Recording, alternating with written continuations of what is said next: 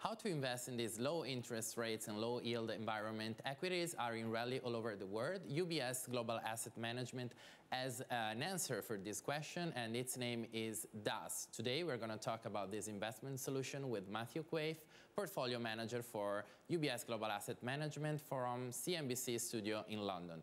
Welcome, Matthew, and thanks for being with us. Thank you. Good to be here.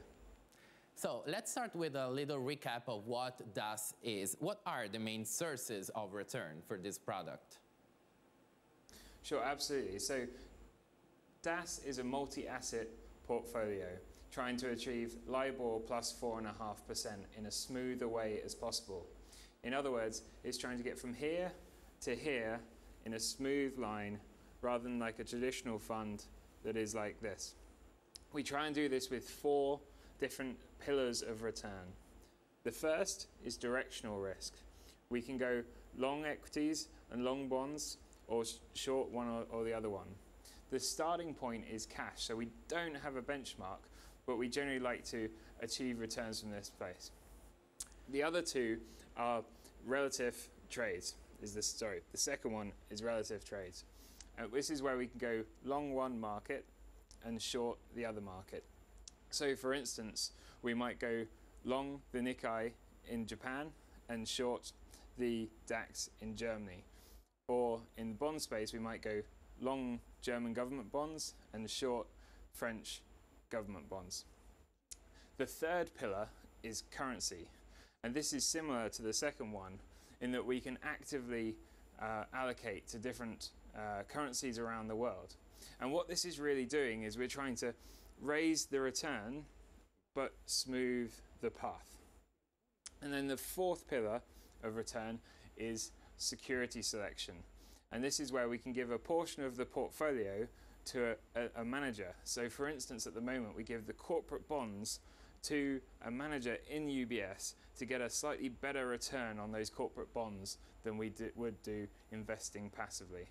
And by combining those four pillars, we can achieve that LIBOR plus 4.5% in as smooth a way as possible.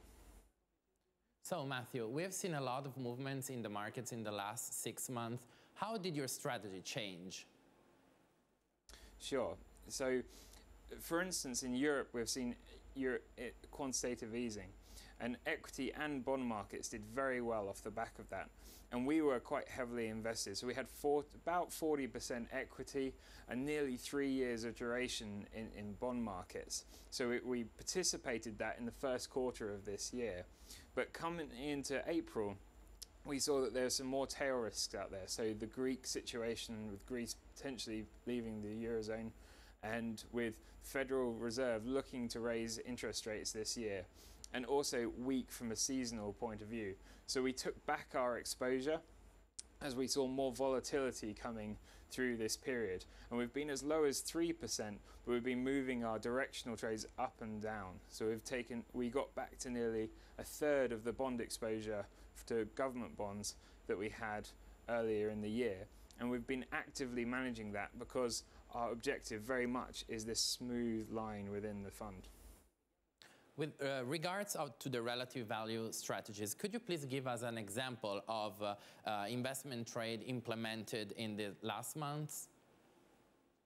Of course I can, yes.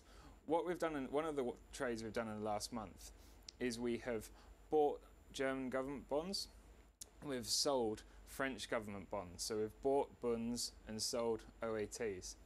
Now, why have we done this? Well, French bonds have participated very well post-European quantitative easing. They're a liquid market and they've seen as an attractive alternative to bunds. And so the spread between bunds and oats has become very tight. It's about 29 basis points last time I looked.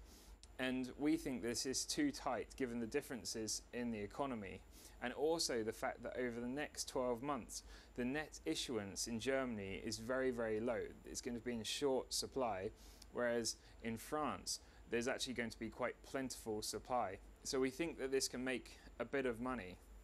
But the really interesting thing about this trade as well is we think this trade can make money if there is a Greek exit from the Eurozone.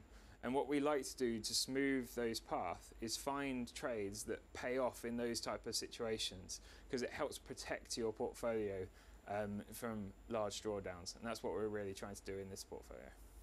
Speaking on the coming months, are you going to focus more on relative value or directional strategies, Matthew?